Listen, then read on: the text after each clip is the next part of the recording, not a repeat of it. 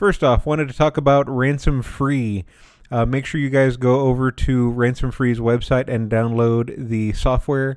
Unfortunately, at the moment, it is Windows only, but the software protects against ransomware, which, of course, at the moment is one of the leading type of malwares out there that is destroying computers and computer systems everywhere out there. So please go down there. It is one of the first programs to do so that I've come across, and a good way to protect yourself going forward, along with, let's not forget, backing up your computer on a regular basis.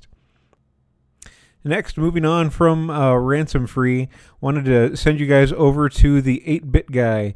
The 8-Bit Guy has an excellent short video on the technology of the light pen as well as the NES Zapper. Now, they are very different technologies, but they are similar enough that he decided to put them into one video. Excellent quick video description on how the NES Zapper and light pen systems worked, and they're definitely a lot more primitive than you thought. Head on over to his website, to his YouTube channel and take a look. It's definitely worth your while. And moving on from the 8-Bit Guy and the NES Zapper, wanted to make you aware of the Amazon warrant that is currently been issued for a murder investigation that is taking place in Arkansas. As you may or may not be aware, a lot of these new smart technologies, such as the Amazon Alexa and, of course, some smart TVs, as well as as most cell phones nowadays, are constantly recording either audio or video, of course, depending on what you've set them up to do. The investigation that is going on believes that the Amazon Alexa was able to record some audio during a murder that happened. And, of course, the police department is very interested in getting their hands on the audio. Amazon currently has declined 2 times the warrant, so I'm very interested to see going forward how this turns out. But again, be very aware that your internet enabled devices, especially a lot of the smart devices that are coming along today, are recording you. And of course, depending on how security aware you want to be, we don't know where that information is going.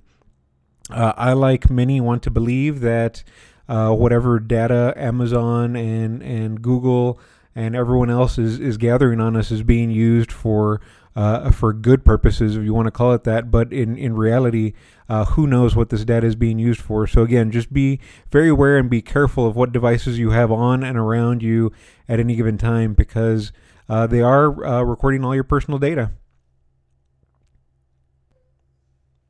Moving on from Amazon, wanted to make everyone aware again, Yahoo had 2 major breaches last year, and it looks like this new San Francisco Chronicle article brings up that it doesn't look like many people are leaving Yahoo. Now, of course, there are many reasons to have a email account, and again, just be careful what you're using that email account for.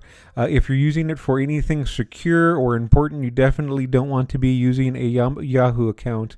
I myself have been using a Yahoo account since about 1997, and again, if I want to truly be aware of the security implications of their data breaches, I just had to move on, and of course have done so.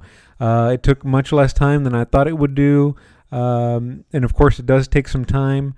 Wanted to remind everyone, if you do leave your old email addresses behind, you should still keep them. A lot of places, including Yahoo, do recycle email addresses, so you don't want your emails that are going to your old email address to no longer be secure or going to someone else now. Or again, if your email address was hacked, then you don't want the hackers to then be able to get a hold of that. So make sure, even if you do leave your Yahoo account, you still monitor it maybe once every 2 or 3 months, just to keep the account alive and Make sure the people who email you more infrequently, you still are able to change over that account. But again, make sure you're just very aware that if you have any security in mind or doing absolutely anything secure, you should not be doing that with Yahoo anymore. I don't believe at this point they are trustworthy at all. And moving on from Yahoo, I wanted to send you guys over to InfoSecInstitute.com. They have an excellent article on setting up a VPN-based pen testing lab. The article not only covers Kali Linux, but also setting up a pfSense VPN firewall. Excellent article that, again, anyone interested in the beginnings of computer security or penetration testing, this would be an excellent article to start with. Has just about everything you'd want to set up a beginning lab to see what is going on behind the scenes of all of the computer technology, including your internet routers and computers and firewalls and hubs and et cetera, that are going on behind the scenes and what's going on. Excellent place to start and begin your journey into the world of computer security.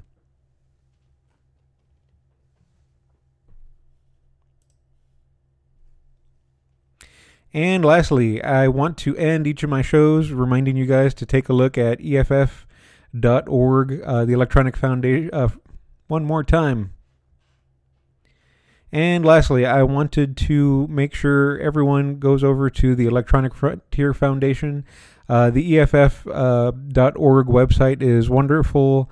These guys do a great amount of defending of the rights of the digital universe. If you haven't or you're not familiar with them, please go over to their website and take a look.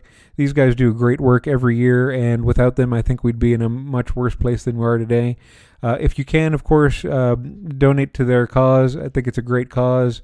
Everybody who's involved with the our digital environment of today, if whatever you can spare, I'm sure would help these guys out, and of course ensure that we have a place to keep our websites and podcasts and the rest of the future media free as it should be. Thanks for listening, and have a good afternoon.